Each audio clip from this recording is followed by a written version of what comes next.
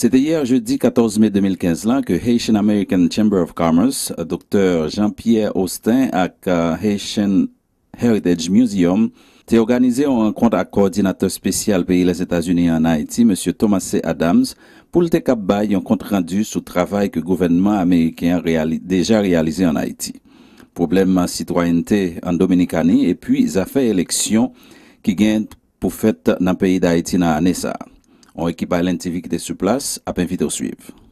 We want to thank everybody for coming this afternoon. It's a good group that's here, and it's Haitian Heritage Month. So basically, we're celebrating something really great, and it's a collaboration of the Haitian Heritage Museum, which is the host, Ms. Evelyn Pierre, Haitian for Progress, and the Haitian American Chamber of Commerce of Florida. We're not going to waste too much time, and basically we're going to introduce Mrs. Evelyn Pierre very quickly, that's going to speak to you about the Haitian Heritage Museum. Before we do that, I would like to introduce the board members of the chamber, Mr. Jeff Lozama, our chair, right there. Mr. Donald, that are there, the vice chair. Our treasurer, Mrs. Paola Pierre.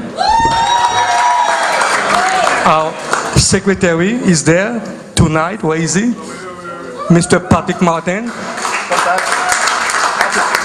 Patrick, come on. Don't hide. Mr. Raoul Sicler, one of our founding board members that with us tonight. And our new board member, Mr. Hervé Boni, that's there with us. And as usual, every time we have an event, we want to recognize our members. Thank you very much for coming. We're not going to say too much, but this is a great event. The collaboration of three different groups that put their head together, because guess what? It's Heritage Haitian Month. L'Union fait la force. I don't have to say more.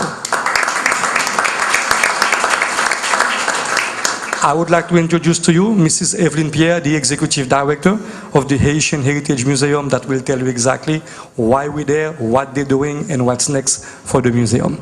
All right, thank you. Thank you, Pierre, and the Chamber, and our wonderful partners. I'm so excited that you guys are here joining us tonight. As you know, May is actually Haitian Heritage Month, but it's also Miami Museum Month. So if you're not a member of the Haitian Heritage Museum, you want to join today, because for the rest of the month of May, you get to go to all of the museums in Miami for free. So we have our cards in the front. But anyway, I'm so excited that you guys are here. We have our opening of our exhibition called The Rites of Passage. And the Rites of Passage exhibition is something that's really dear to our heart, because a lot of times people think we're like in silos, but we're not. We all have interconnections. So this exhibition shows the interconnection from the Jewish bar mitzvah. It shows the interconnection from the quinceanera, from the Latin community. It shows the rites of passage of our first communion. I was trying to get some cremas for you guys, but couldn't make it. But it shows the rites of passage from all the different cultures. And this is an exhibition that we partner with the National Museum of Kenya, and we also partner with Africom to do this exhibition, and the Getty Foundation, because again, our culture is so rich and is so vibrant, and we want the world to know about it. So I welcome you guys, bienvenue, and please, come back again. And I'm going to turn it over to Sergio and say one or two words. That's it. Thank you. One or two words. No, I just want to thank everybody for coming. I think Evelyn touched the bases pretty clearly. It's about bridging cultures, right? Technology, the arts, really bridging everybody. I mean, we're from diverse backgrounds here, diverse organizations, but we can't move forward in global evolution without us coming together at some point and working together. Even with the exhibition, we've partnered with other entities, the National Museum of Kenya, the Getty Foundation, and it's about, connecting people with different ideas to come together and bring sustainability to everything that we do. So we're glad everybody's here today, because we're trying to sustain our community, right? Everybody say sustain our community? Sustain our community. All right, I like it. Give yourselves a hand. Okay.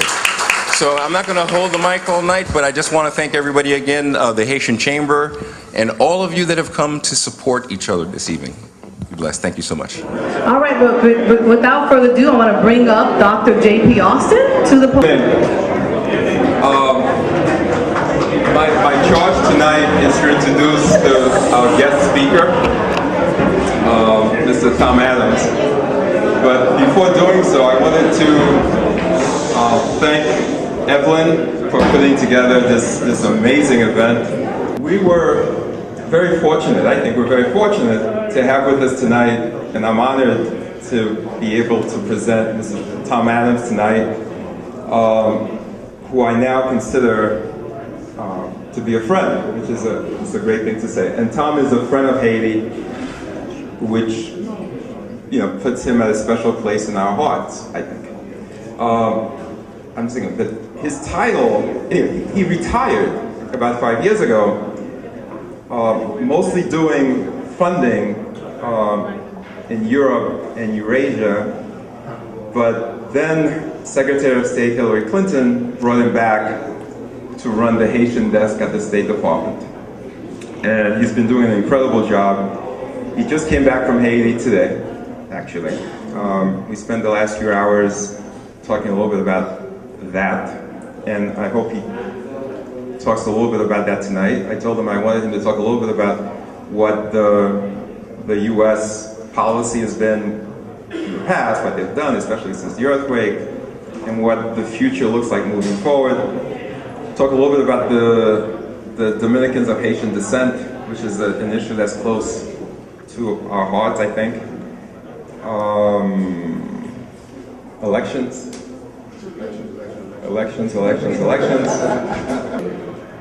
Basically, it's an honor again and privilege to present Mr. Tom Adams.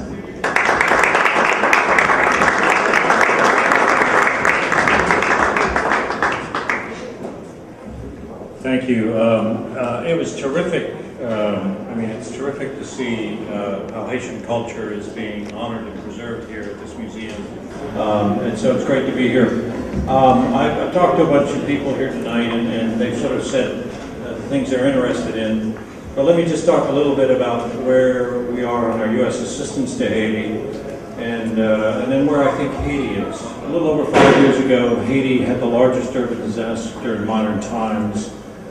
Tons of rubble clogged the streets. 1.5 million people were homeless. Everything that hadn't been broken before was pretty much broken. Every government ministry collapsed, except one. We don't really know how many people died. Something around 200,000. Some people estimate as high as 360,000. So we don't really know. There never was really any kind of scientific count there. Haiti was stabilized fairly quickly after that, with a lot of help from the United States and other donors. But the road back on development has been a little harder because, for a lot of reasons, one, development takes longer. There's some good news here. A lot of people, especially since Haiti's entered sort of the current political contest domestically, say nothing's been accomplished there. But before the earthquake, Haiti had negative growth rates for the past 40 years, slightly negative. It's had growth rates of 3 or 4% since the earthquake. And that's the good news. The bad news is that Haiti really needs growth rates of about 7% to eradicate poverty, so there's more work to be done there. Haiti has had good health outcomes thanks to your tax dollars. People say, where'd all the aid money go? I haven't seen it. Well, $1 billion of your tax dollars has gone to the Haitian health system. It has gone and is going. 1 out of every 2 Haitians gets health services thanks to the United States government. Malnutrition is down, stunning is down, major diseases are down in Haiti, abnormal. We also have huge agricultural programs. Haiti is producing more food than it did before the earthquake. More Haitians have access to clean water before the earthquake, etc. That's the good news. The bad news is that there's still cholera in Haiti. Haitians won't be eradicated until all Haitians have access to clean piped water and their sanitation systems improved. While Haitians are producing more food, the population is growing. The infant mortality is way down. We are vaccinating every child in Haiti against the 5 most common childhood diseases. There have been some good outcomes there, but there's still more to be done in Haiti on the health score. And again, we're going to continue doing it. Haiti has attracted foreign direct investment. The industrial park at Caracol that some of you are familiar with has created right now about 6,000 jobs. It's doubled employment in each of the last 3 years. And there's more demand for space there than we have space. That's light industry. Last year, Haiti exported $800 million worth of textiles. This year, we're $1 billion. So that industry is doing well. Agriculture is hit or miss. Some years, agriculture is very important. It's about 25% of Haitian economy. But a good rainstorm or hurricane can knock that back.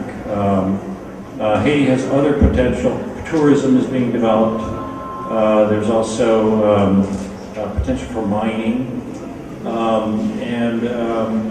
There are some other areas, but unfortunately, Haiti hasn't really done much to change their laws to encourage more foreign direct investment. That's partly because there's been political gridlock, and I think a lot of you know that over the last 3 years.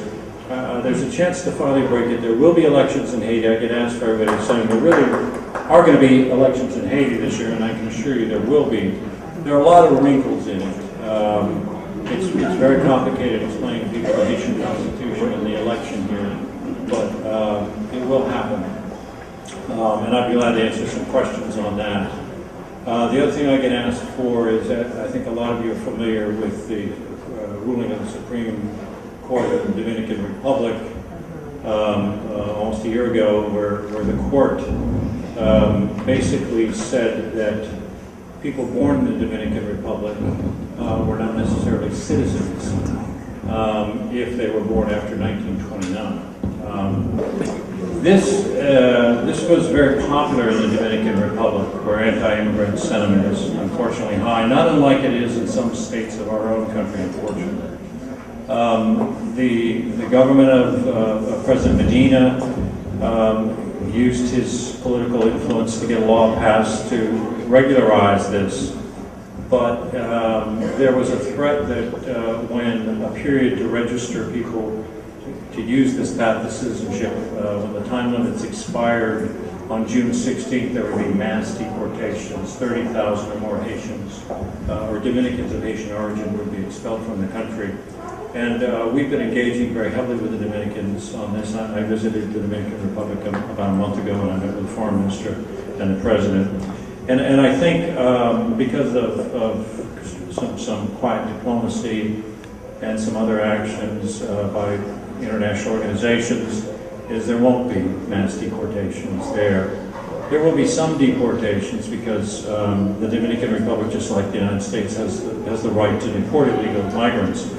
But we insist it be done in accordance with international law, be done in a humane manner, and that above all, that it is coordinated with the government of Haiti, thanks to really some good work in both Haiti and the Dominican Republic by their leaders and diplomats. I talked a little bit about elections, but I'm gonna stop and let you ask your questions. But please, any question you like, I'd be glad to try to answer. So, don't be shy. Et après rencontre là, M. Thomas Adams a accepté de répondre à 2-3 questions que nous t'ai posées. Téléspectateurs de Allen TV, encore une fois, nous trouvons dans Miami Design District. Nous avons avec nous Thomas C. Adams, spécial coordinateur pour Haïti, from the State Department. Mr. Adams, comment va l'aide des États-Unis pour Haïti? Ça, on a vu du grand progrès. Si vous étiez en Haïti après le séisme, il y avait 1,5 million de Haïtiens qui étaient sans maison dans les tentes. Il y avait beaucoup de débris là-bas, des tonnes. La plupart des gens, il ne reste qu'à peu près 60 000 Haïtiens sans logement. Tout le débris pratiquement a été ramassé. On a eu des autres progrès. On a renforcé le HNP, la police nationale de Haïti, et ils sont un des plus respectées institutions à Haïti. Après beaucoup d'efforts, on va avoir des élections cette année-ci pour toutes les positions électorales en Haïti. On a eu du progrès économique en Haïti, mais il faut renforcer nos efforts là-bas parce que on a eu une augmentation de seulement 3-4% par an et il faut au moins 7% pour faire du progrès contre la pauvreté extrême. Donc, concernant les élections, est-ce que vous pensez que ça va se réaliser très bientôt en Haïti? Certainement, oui, ils vont se réaliser avant la fin de l'année. Mais il y a beaucoup de gens qui ont beaucoup de suspicions par rapport à la réalisation des élections. Et ça, c'est vraiment un peu étrange parce que nous avons poussé très fortement tous les politiciens en Haïti pour avoir ces élections pendant les 2 dernières années. Et maintenant qu'on a réussi à des gens qui disent les États-Unis ne veulent pas vraiment avoir ces élections. Et moi, je ne comprends pas cette logique, mais il existe bien sûr en Haïti.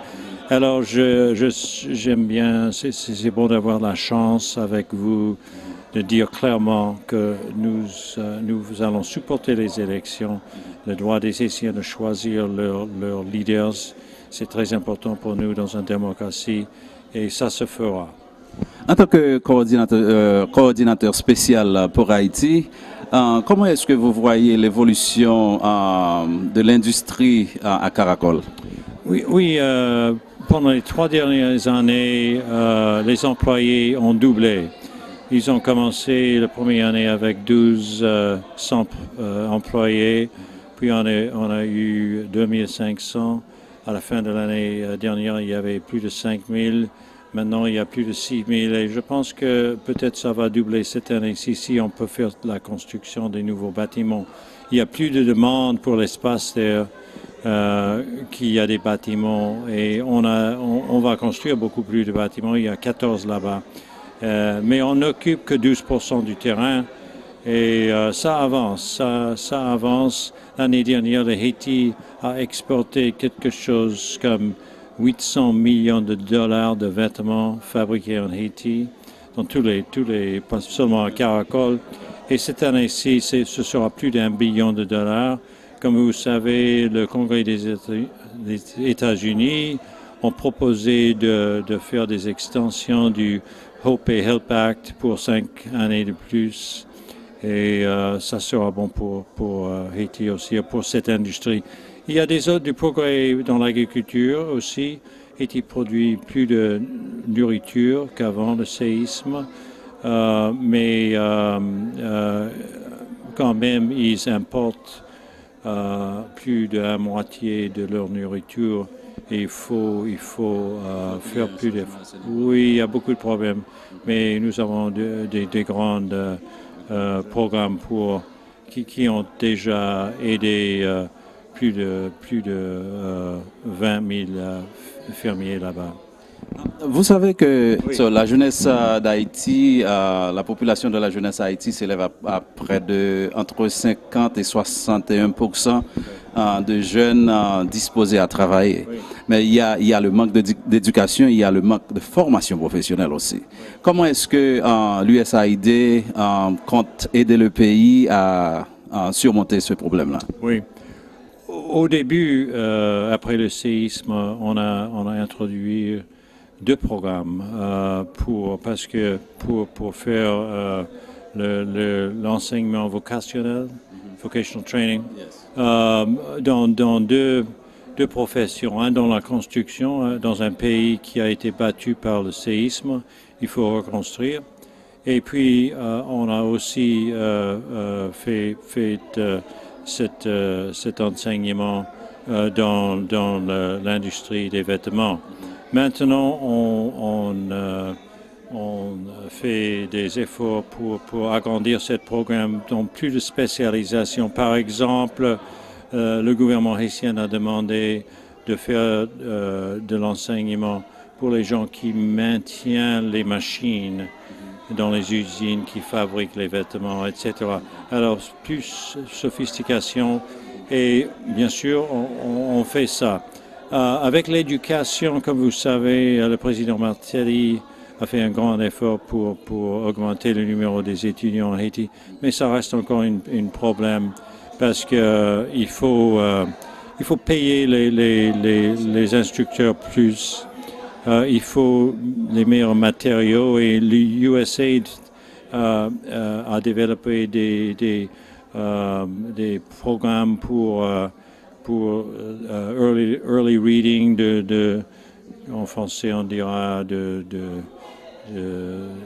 l'alphabétisation et les experts disent qu'on doit commencer en créole.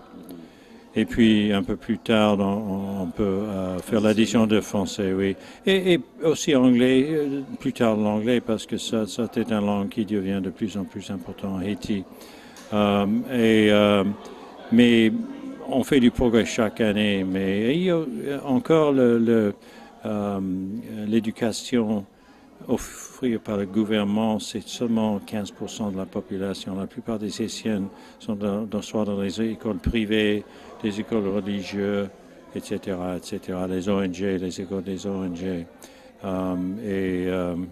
Alors, il y a beaucoup à faire ça, mais ça avance. Bon, merci pour cette opportunité de parler surtout aux Haïtiennes et aux Américains d'origine haïtienne. C'est une priorité de l'administration du président Obama de Haïti et on va continuer avec cette priorité. Merci. JP, c'est dans quelle perspective exactement que nous avons pris l'initiative pour organiser une rencontre ça? L'idée pour nous, c'est toujours, on peut dire mieux en anglais, c'est que empower la communauté haïtienne, éduquer la communauté haïtienne. Parce que si nous ne comprenons pas le système politique américain, nous ne pouvons pas participer. Et si nous ne pouvons pas participer, nous ne pas là-dedans. Nous pas là-dedans.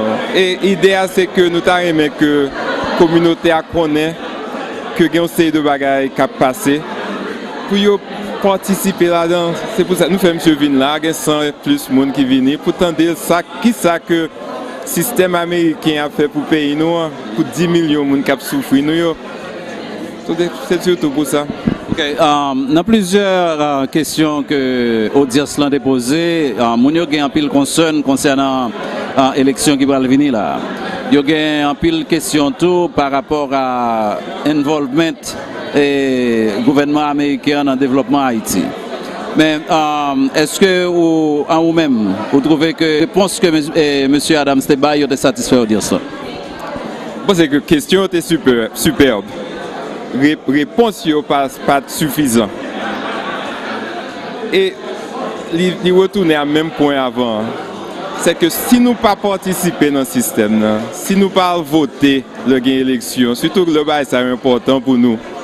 Si nous ne pas bail même $5 pour un groupe qui est actif dans le bail politique là, ça veut dire que la réponse que nous avons nous pas jamais satisfait nous. Parce que la réponse est ça qui a un avantage pas nécessairement un avantage nous. Si nous avons besoin d'advoquer pour ça qui est important pour nous, c'est pour nous participer. Donc l'important c'est participation au niveau politique et puis constituer nous tous en groupe de prêcheurs pour montrer que nous avons suivi qui ça va faire pour permettre que l'aide que Abayo est capable de générer beaucoup plus envers le monde qui a supposé gagner un bénéfice de. C'est clair. Si vous regardez tout gros business américain, ils ont tous participé dans ça en anglais lobbying. Pour qui ça paye une série de monde des centaines de $1000, des millions de dollars par année pour aller à Washington à expliquer aux gens qui ça un avantage business ça c'est de business leader qui dit que the highest rate of return que vous joignent dans l'investissement c'est non lobby que vous gagnez. So docteur gagne lobby. Avocat yo ko la gagne lobby. Tout business, compagnie assurance, qui lobby. Communauté haïtienne, seul gens que nous avons rêvé, nous avons parlé en pile, nous avons pompé, c'est this noise, c'est bruit que nous avons fait. Et nous connaissons depuis plus de 30 ans que nous là dans le sud de Floride, dans Grand Homme, que ça, c'est pas réponse ça que moun Washington, moun qui gagne pouvoir, yo comprennent. Ça yo comprennent, c'est moun qui pral voter. Ça yo comprennent, c'est moun qui pral ba yo l'argent pour aider yo à la prochaine élection yo. So, si nous pas voter, si nous pas mettre tête nous ensemble pour mettre petit cop que nous gagnons ensemble pour nous lobbyiste pas nous. Tout ça que tout parle en pile, tout mettre 200-300 moun dehors, c'est noise, c'est bruit. Parce que il y a 10 000 autres bruits qui passent en même temps. Les gens ne savent pas écouter. Juste voulais voir au niveau de l'action que nous avons posée. Exactement. Et c'est pour nous jouer nos gens, pour nous tous disons ça, hein, c'est pour nous jouer nos gens, pour nous tous mettre tête nous ensemble, pour nous vivre ensemble. Quand on est sérieux. Personnellement, je connais que vous avez fait un pile effort pour essayer de capable de permettre que une coalition démocratique au niveau de Haïtiens qui vivent aux États-Unis. Donc, dans quel point que nous y est et qui sont aimé ou qui réalisé pour Haïtiens qui vivent un bloc homogène, effectivement, qui est capable de causer non seulement des pressions sur le gouvernement américain, mais en même temps tout qui est capable de participer économiquement dans la politique ici aux États-Unis. Non, mais dire dès le commencement que politique est important.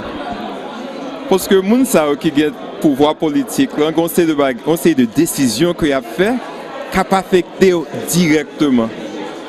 Si que par exemple, pas de livre dans l'école petit tout, ça affecte directement.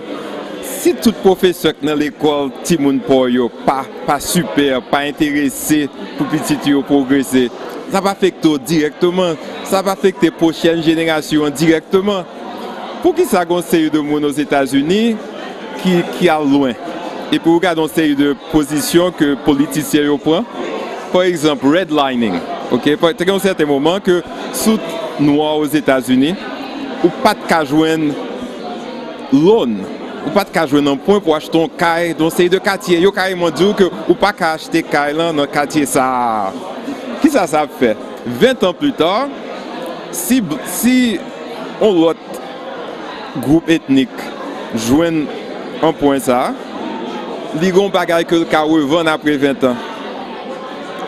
Il y a un bagage que l'a passé à petite pour la prochaine génération. Et puis, ou même si vous ne pouvez pas acheter, vous payez le loyer en vieux quartier. Ou bien sûr, quand vous achetez un quartier que pas gain appréciation, vous ne pouvez pas avancer. Pas seulement vous ne pouvez pas avancer, petit vous ne pouvez pas avancer, grand petit vous ne pouvez pas avancer. So, décision que les politiciens prennent a affecté nous pour des générations. D'accord, merci JP. Serge Rodriguez, ou même vous êtes un responsable Haitian Heritage Museum. Comment tu as trouvé l'événement là ce soir? L'événement là était très bien parce que n'importe là où je vois une opportunité pour le peuple à rassembler ensemble. Il ne pas dépend de qui département sorti, what your background is. C'est l'opportunité ça qui fait le peuple là capable de travailler pour move forward. Vous comprenez? Il y a un peu de bagages qui parlent à soi, un peu de monde recevoir un message differently, mais ce qui est plus important, c'est la conversation qui peut faire pour les gens connaître qui gens pour diriger tête pour ça faire futur plus certain. Depuis là où tu as commencé avec Jodia, comment le muséum n'a marché? Oh wow, le musée a marché bien en pile. Là nous avons commencé, c'est juste moi-même avec Evelyne, mais Kounia, nous faisons un pile partnership avec Moun parce que là nous-mêmes avons bâti le musée, nous comprenons que ce n'est pas juste deux mondes seulement qui peuvent faire au musée. C'est collaboration qui fait bagaille ça. Parce que le musée, c'est lui-même qui est capable de faire avertissement pour le peuple là, vous comprenez? C'est une location qui pour market tout bagaille qui est bon de culture nous, héritage nous, tout bagaille ça. So, c'est un bagaille qui est très important dans la communauté. Si vous regardez dans Miami, il y a bâti musée dans tous côtés. Il y a une raison que City avec municipalité bâti musée parce que c'est l'idée dans economic driving of community development.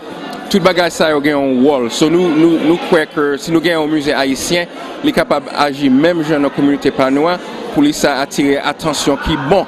C'est pas mauvais attention un bagage ou une nouvelle qui négative information, mais c'est tout bagage qui bon de culture que nous besoin éduquer propre de là. Serge Rodriguez à l'NTV, merci. Merci en fait. All right. I appreciate it. Amis téléspectateurs, c'est Ernst Robillard depuis Miami Design District pour LNTV.